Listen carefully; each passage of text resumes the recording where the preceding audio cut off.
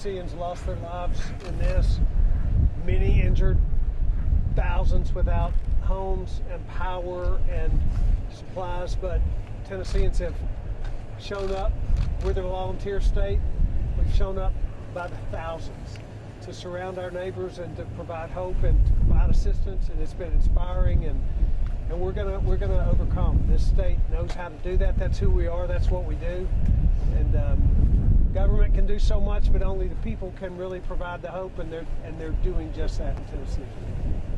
Thank you very much. We're going to see some of the people that really survived, some not in good shape and some in very good shape, incredibly in good shape. But anybody in these homes, this is a swath that it went right through on this side of the street. And obviously anybody in these homes, for the most part, they were killed. Given very little warning. They get a phone call, hey, there's a tornado, and boom, it's on them. They just appeared, and we're working very hard. FEMA's doing a great job. They're doing a great job. We're told to do the absolute best. Thank you very much. You have any questions? Mr. President, do you have a message for the survivors? Well, I do have a message, and I have a message for the families of those that lost their lives. We love them. They're special people. It's an incredible place, incredible state, tremendous heart. Already you see people rebuilding. I mean, it took place literally hours ago, a couple of days, and they're already rebuilding. I've never seen, we were flying over, you see the blue roofs going up. It's all over the place. They're just great people. It's a great state. And they have great leadership in this state, and that's why it's working out like it is. But still, 25 people at least, and some really very badly hurt. Very, very badly hurt. The mayor was telling me some of the houses came down, and they got here right after that happened, and people are walking out of the houses, and you might explain that, what that looked like. It was just, it's a war zone, and it's in the middle of the night. It's very, very difficult to maneuver that. But the first responders, we can't say enough about the first responders that were here, went in, they run in when everybody else is running out, and they ran in and took care of these folks, police and fire and EMS, and it was an amazing night. We had people that were so disoriented. They were wandering out down the roads and through the fields and the woods, trying to get to safety and figure out where they could go. And our great group of responders took care of them immediately, and we're so sad. They didn't know what happened. No. They just, all of a sudden, they're watching television or something, and all of a sudden they're outside walking on the street. Yeah. There was one young boy, I heard he was taken out of the house. And he was. One minute he's in his house, the next minute he's laying in his yard. It happened that fast. A couple of blocks away. Yes. Another family was the husband huddled over the wife and child, and the roof came off, and he was sucked out. They were all sucked out of the yard. They survived.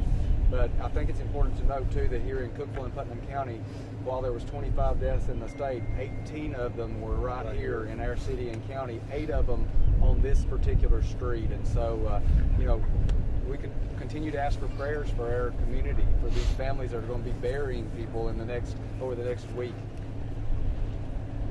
Thank you, Randy. President Trump, have you been able to speak to any of the survivors or any of the victims' families while you've been out today? Yeah, we're doing it, and we're doing it now. We're going to also, I think, stop at the church where there are a lot of people huddled up in the church. It's a cold day, and they're all huddled up. We're going to go to the church also. We're seeing some of the people over here. Mr. President, on another sort of tragic topic regarding the coronavirus, are you considering deferring taxes for the airlines, cruise ships, and travel companies that are being hard hit by this? We're looking at different options. We did get tremendous job numbers this morning. They were, if you add the 80,000 to the 270, they were talking in the 350,000 range. But right now, that's not something we want to be talking about. Okay? Thank you. Mr. President, you approved federal funding for Tennessee. Can you tell us when we should expect to see that money come to the Very state? quickly, almost momentarily. I did it. The mayor called me. The governor called me. We had calls from a lot of people. That was an immediate emergency, but we spoke and we approved it within minutes of the call. Do you know about how much? It to be determined. What they need. We're going to take care of what they need. we'll be doing assessments, and that helps determine what the numbers will be. The way it works is as we determine the amount, that's how the numbers will be assessed, and that's how what the assistance will be. Much of that money goes to help the people that get just wiped out. That's right.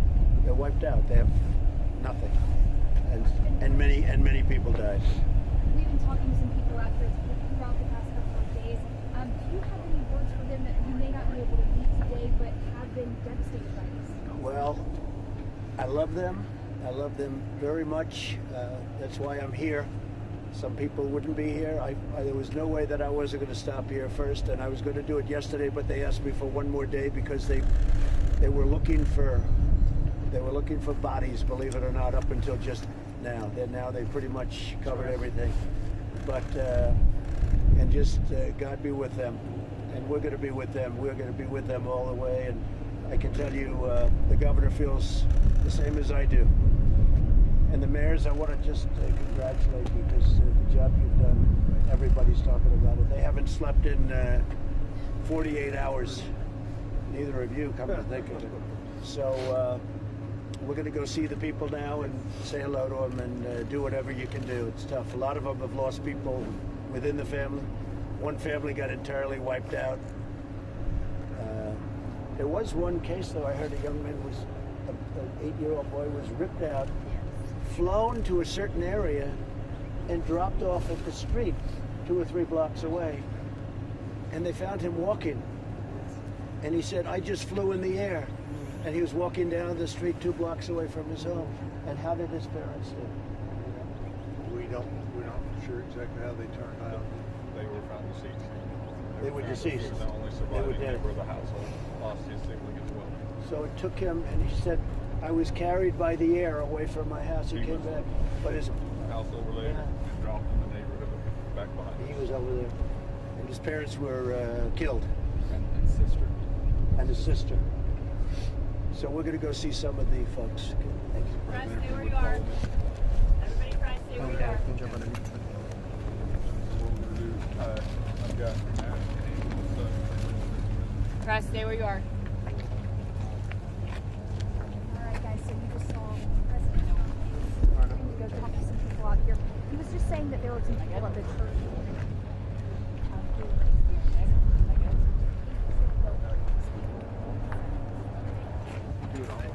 Staying in the gravel, guys. Not get in the dirt. Right here, guys. Right there, he is shaking hands with people. It looks like people who were affected by it. Yep. Smile on that guy's face. I'm pushing. Oh, there's a pushing me, dude. Are you okay, Peter? Yeah. I'll get down. Be careful. Out.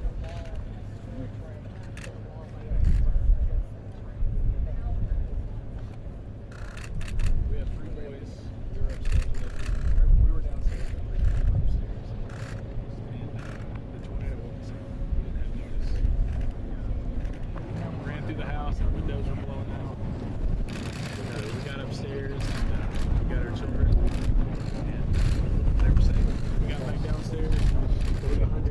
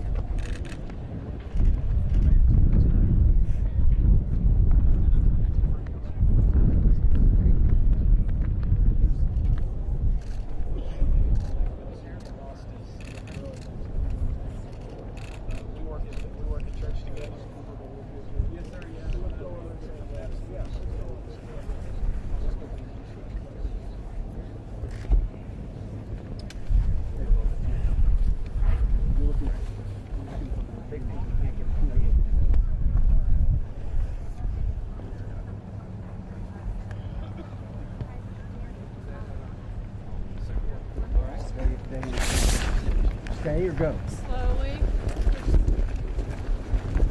On the gravel, please. On the gravel.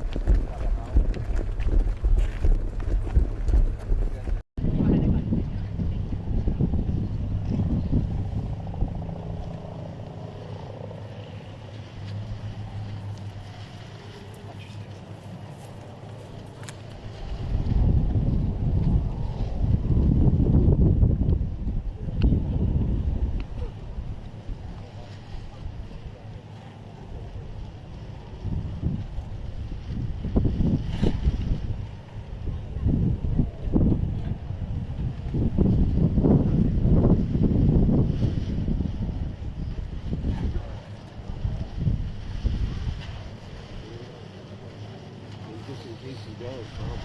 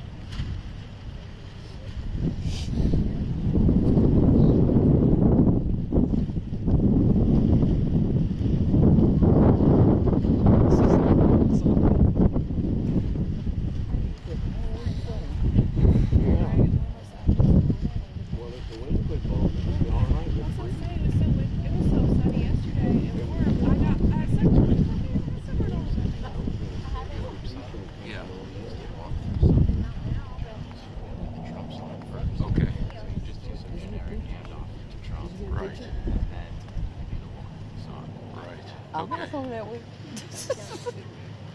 Y'all not getting me no more. You saying, come on, come. I'm not coming there. Let's go now.